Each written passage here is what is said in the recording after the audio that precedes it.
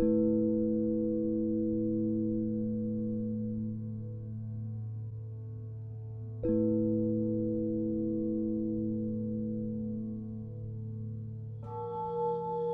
specifically came to a Buddhist monastery that would provide qualities like solitude and silence, and the depth of the monks here in terms of their inhabiting their humanity.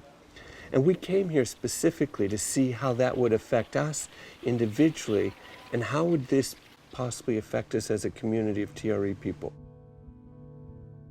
We live in a world that is not regulating very well. And so what we're teaching people to do goes counter to how they live their lives. Sometimes it's not very exciting to say, well, just lie there and let your little baby finger move. For someone who's been going like 90 miles an hour every day, it is a shift in paradigm, both in terms of TRE, but also in terms of the world and how people live. That's really the gift of TRE. Living our lives in a way in which we're calm and peaceful and regulated and grounded, then allows us to have the joy and the pleasure that I think we're designed to experience. And holding your own self and your own groundedness is the key, and for them having the kind of experience they deserve to have in TRE. So when I'm here in these training workshops, I'm watching how do people work with themselves? How do they tremor? How do they experience the tremor? What are they saying that's happening to them? How do I help them become much more refined in their sensitivity, much more attentive to the individual in front of them? How do I get them to focus, concentrate more on what they're doing, but in a natural way, not in a technical, clinical way? How do they become more deeply present? And I'm convinced that's the way to go with TRE. I can only tell people how important it is, give them slides and presentations, hopefully try to demonstrate that to them. But do they do their own work, which would be very individualized for all of us, to actually develop a deeper sense of presence within themselves, which then by its very nature would extend to the people they're working with.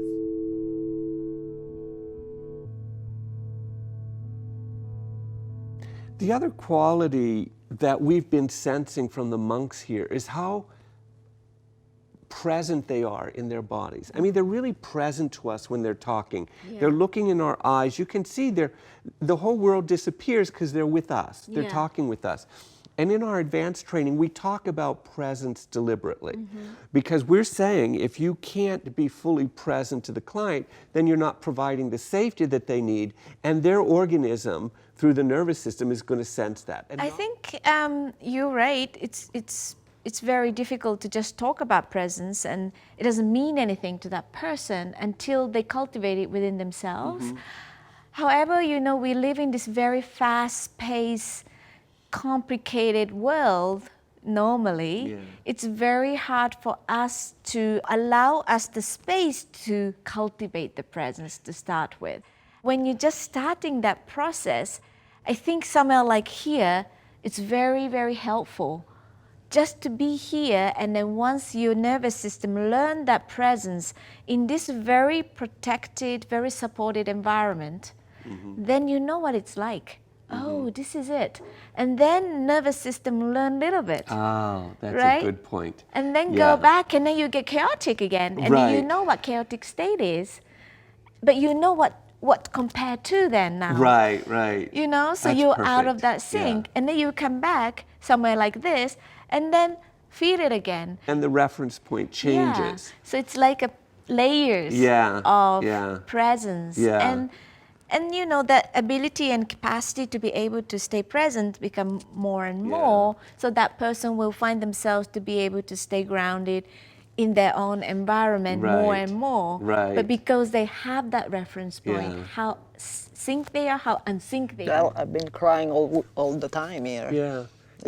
But how beautiful is that, since we teach that crying is one of the major components to softening the organism and coming back to life.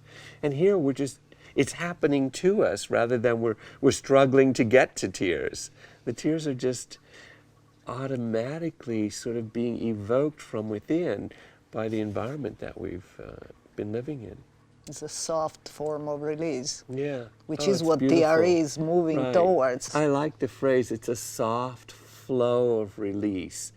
We're learning how to become more and more gentle, even with the tremor mechanism, to delicately just let it slowly work its way through the structure without many interventions or without pushing it in any way, but almost respecting still, even at a deeper level, that the organism is pulsating in front of us, and that's an amazing experience to watch it pulsate.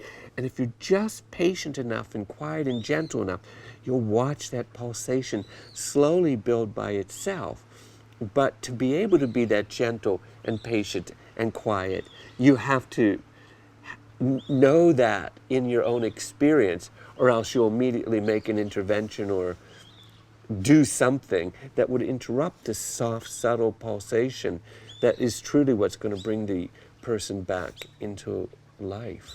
I believe patience is probably the hardest thing to teach. Well, it's the hardest thing for all of us to learn. We're saying when you're dealing with tissue and the delicateness of human life, to nurture its pulsation to come back to life. So both of you have had professional backgrounds in body therapy. However, we needed you to present to us something that the group could use and apply that didn't require your level of skill. So can you explain to us the concept you came up with and what you presented? Yeah, what Brian and I decided to work with was one principle that could apply to people, whether they were a body worker or a psychotherapist or whatever their practice modality. And it was about getting more aware around what we termed choice points, inviting more curiosity towards body felt sense with the idea of using that felt sense to create different directions and shifts in the self-regulation that people were practicing. Okay. And can you explain what is a choice point and how would that work? Yeah, so we kind of describe choice points as like more of a nuanced self-regulation. So we were trying to get people to be able to tune in to different sensations that might come up either in the body or in the emotions or even like an intuitive sense. And to start to identify those as wisdom in the body. So we're still following the body, but we're now looking at these points as a place to make a choice. What we asked them to do was to identify some pattern, whether that was a physical thing or some even an energetic or an emotional pattern that comes up for them at tremoring. And we asked them to identify one even before we began, invited a little reflection on it. And the way we started the exercise was with an invitation to tremor and see if they could find that the beginning of that pattern in their tremoring, just come up to it and then come out. Come back to just meet it and come back out. Because what we're really emphasizing is rather than trying to push through, oftentimes going too fast is where we lose track of being able to create a shift. So just finding the choice point was the first step. There's the kind of just letting it happen, which sometimes brings too much of a charge for someone. And so when they're able to identify that early on, then they're going to be in a more clear space to make a choice, which could be to back off or to continue on or to change the tremor or to ask for an intervention. It's more subtle and it's more gentle, but as we've seen in the training, these very gentle interactions can have huge results. TRE is starting to really reach out and expand in so many different avenues. We have to make new paradigms to meet the population where they're at.